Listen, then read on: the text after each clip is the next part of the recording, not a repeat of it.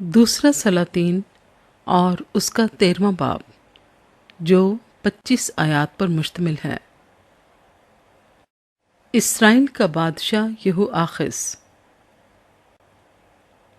اور شاہ یہودا اخزیہ کے بیٹے یوآس کے 23ویں برس سے یاہو کا بیٹا یہوآخز سامریہ میں اسرائیل پر سلطنت کرنے لگا، اور اس نے 17 برس سلطنت کی، اور اس نے خداوند کی نظر میں بدی کی، اور نبات کے بیٹے یربام کے گناہوں کی پیروی کی، جن سے اس نے بنی اسرائیل سے گناہ کرایا۔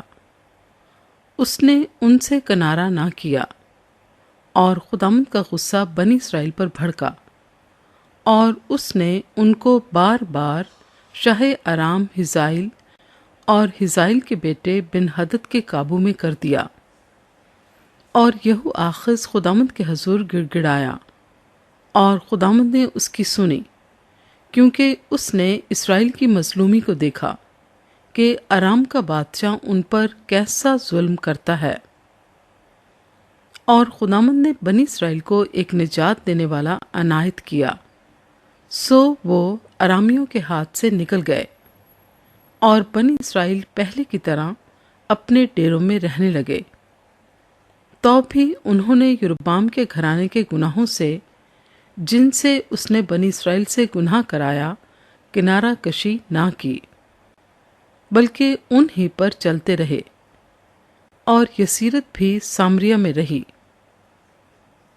اور اس نے یہوآخز کے لیے لوگوں میں سے صرف 50 سوار اور 10 رتھ اور 10,000 پیادے چھوڑے، اس لیے کہ ارام کے بادشاہ نے ان کو تباہ کر ڈالا، اور روند روند کر خاک کی مانند کر دیا۔ اور یہوآخز کے باقی کام اور سب کچھ جو اس نے کیا، اور اس کی قوت، سو کیا وہ اسرائیل کے بادشاہوں کی تواریخ کی کتاب میں قلم بند نہیں؟ اور یہوآخز اپنے باپ دادا کے ساتھ سو گیا، اور انہوں نے اسے سامریہ میں دفن کیا، اور اس کا بیٹا یوآس اس کی جگہ بادشاہ ہوا۔ اسرائیل کا بادشاہ یوآس۔ اور شاہ یہودا یوآس کے 37ویں برس یہوآخز کا بیٹا یہوآس سامریہ میں اسرائیل پر سلطنت کرنے لگا، اور اس نے 16 برس سلطنت کی، اور اس نے خداوند کی نظر میں بدی کی، اور نبات کے بیٹے یربام کے گناہوں سے، جن سے اس نے اسرائیل سے گناہ کرایا، باز نہ آیا، بلکہ ان ہی پر چلتا رہا۔ اور یوآس کے باقی کام اور سب کچھ جو اس نے کیا، اور اس کی قوت جس سے وہ شاہ یہودا امسیہ سے لڑا، سو کیا وہ اسرائیل کے بادشاہوں کی تواریخ کی کتاب میں قلم بند نہیں؟ اور یوآس اپنے باپ دادا کے ساتھ سو گیا، اور یربام اس کے تخت پر بیٹھا، اور یوآس سامریہ میں اسرائیل کے بادشاہوں کے ساتھ دفن ہوا۔ الیشا کی وفات۔ اور الیشا کو وہ مرض لگا جس سے وہ مر گیا، اور شاہ اسرائیل یوآس اس کے پاس گیا، اور اس کے اوپر رو کر کہنے لگا، اے میرے باپ، اے میرے باپ، اسرائیل کے رتھ اور اس کے سوار۔ اور الیشا نے اس سے کہا، تیر و کمان لے لے۔ سو اس نے اپنے لیے تیر و کمان لے لیا۔ پھر اس نے شاہ اسرائیل سے کہا، کمان پر اپنا ہاتھ رکھ۔ سو اس نے اپنا ہاتھ اس پر رکھا، اور الیشا نے بادشاہ کے ہاتھوں پر اپنے ہاتھ رکھے، اور کہا، مشرق کی طرف کی کھڑکی کھول۔ سو اس نے اسے کھولا۔ تب الیشا نے کہا کہ تیر چلا۔ سو اس نے چلایا۔ تب وہ کہنے لگا، یہ فتح کا تیر خداوند کا یعنی ارام پر فتح پانے کا تیر ہے، کیونکہ تو افیک میں ارامیوں کو مارے گا، یہاں تک کہ ان کو نابود کر دے گا۔ پھر اس نے کہا تیروں کو لے، سو اس نے ان کو لیا۔ پھر اس نے شاہ اسرائیل سے کہا زمین پر مار، سو اس نے 3 بار مارا اور ٹھہر گیا۔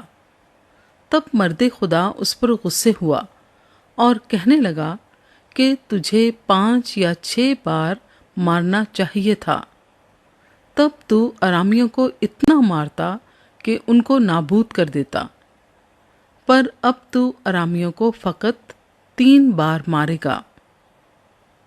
اور الیشا نے وفات پائی اور انہوں نے اسے دفن کیا، اور نئے سال کے شروع میں موآب کے جتھے ملک میں گھس آئے۔ اور ایسا ہوا کہ جب وہ ایک آدمی کو دفن کر رہے تھے تو ان کو ایک جتھا نظر آیا، سو انہوں نے اس شخص کو الیشا کی قبر میں ڈال دیا، اور وہ شخص الیشا کی ہڈیوں سے ٹکراتے ہی جی اٹھا اور اپنے پاؤں پر کھڑا ہو گیا۔ اسرائیل اور ارام کے درمیان جنگ۔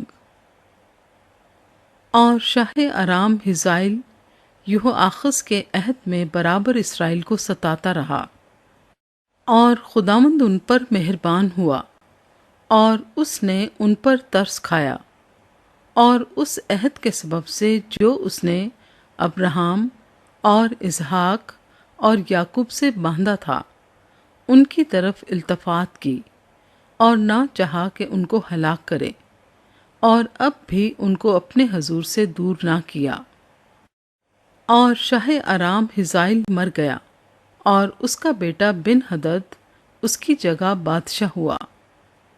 اور یہوآخز کے بیٹے یہوآس نے ہزائیل کے بیٹے بن ہدد کے ہاتھ سے وہ شہر چھین لیے جو اس نے اس کے باپ یہوآخز کے ہاتھ سے جنگ کر کے لے لیے تھے۔